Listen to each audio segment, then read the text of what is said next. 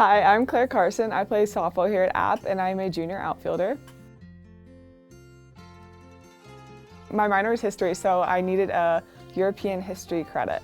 And I was like, what a perfect opportunity to just go to Europe and study history. So I kind of looked into it, and I've always been kind of fascinated by the Medici family. I don't know if you know anything about that, but App offered a course in Florence that specifically studied the Medici family, and I thought that would be super cool to study that and be in the place where they lived.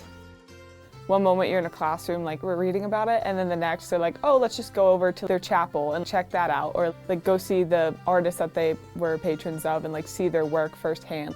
It was just crazy to walk around in what you're studying. It's kind of you can't do that anywhere else. So I initially set up a meeting with someone in the OIED office because I was really nervous as a student athlete. I was like, how is this going to work? Is this even possible? Student athletes are always really afraid that study abroad is just not an option for them because of training and stuff like that. But here at App, they offer more short-term study abroad. I don't have to go to Italy for 6 months or whatever. I went for maybe a little over a month, and yeah, I was still able to train, work out, run, do whatever I normally do.